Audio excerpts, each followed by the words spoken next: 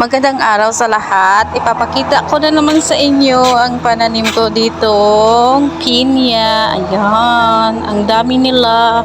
So may nakita akong hinog. Ayan, ang liit nga lang. So ayan, kukunin natin yung hinog. Maliit nga lang siya. Oh! Maliit nga lang, pero meron dun ang lalaki nila. Ayan. So, ganito karami ang pananim kong pinya dito. Ayan. Ayan. Tandan. Malaki yan siya. Tapos, ayan yung guava o bayabas. Ayan. Ang dami ring bunga ng ngayon, ng bayabas ko. Ayan pa pinya. Andun pa. Ayan, so ilibot-libot ko muna kayo sandali bago ako magtrabaho, o diba? Ayan, ang ganda tingnan, malinis siya tingnan.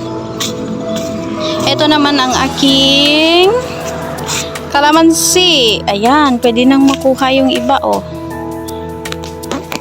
So siguro pipitas tayo ng konti lang kasi hindi rin naman maubos-ubos.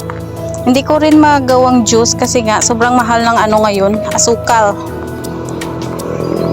Too expensive the sugar. Ayan. So, konti lang kunin ko pang lang. Pang marinate ko lang sa sa chicken. Ayan. Tama na siguro to. Ayan. Tapos, ayan yung pananim kong avocado. Ayan yung, ano ba tawag doon? Makupa. Makupa. Tapos, may pananim din akong watermelon dito. Ewan ko ba yung iba, hindi siya na na walang bunga yung iba. Ayan. Pero yung iba naman, ganyan. Ang liit nga lang yung bunga niya. Ayan. Okay na yan. At least may kakainin tayong prutas na walang chemical, diba? Ayan, merong maliit dyan. Ayan, see? Ayan, ano yan lahat dyan tinanim ko? Yung watermelon, pakwan. Diba? Dito naman is yung tawag dito? Winter melon. Ayan, winter melon yan siya. Yung isa doon, may tusok na ng nung bee. Ayan, kaya hindi na yan pwede. So, yan lang kasi yung tanim ko na winter melon dito. Dito naman sa kabila, ang aking sweet corn. Ayan, may mga bulaklak na yan yung sweet corn ko. First batch yan siya. Mamaya harvest na tayo niyan. Dito naman yung second batch. Diba? Second batch.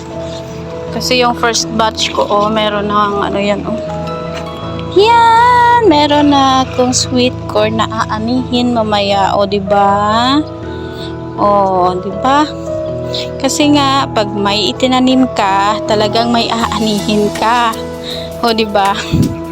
Tapos ang aking sweet potato, meron pang natira. Hindi ko siya inani lahat kasi nga konti-konti lang. Ayan, yung aking sweet potato na natira. Diba?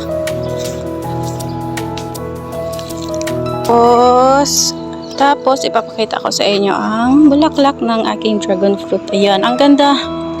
Ang ganda ng bulaklak niya. Meron pa dito, Ayan. Ayan yung dragon fruit. Marami yan dito. Siguro mga nasa 200 plus na puno yan. Ayan.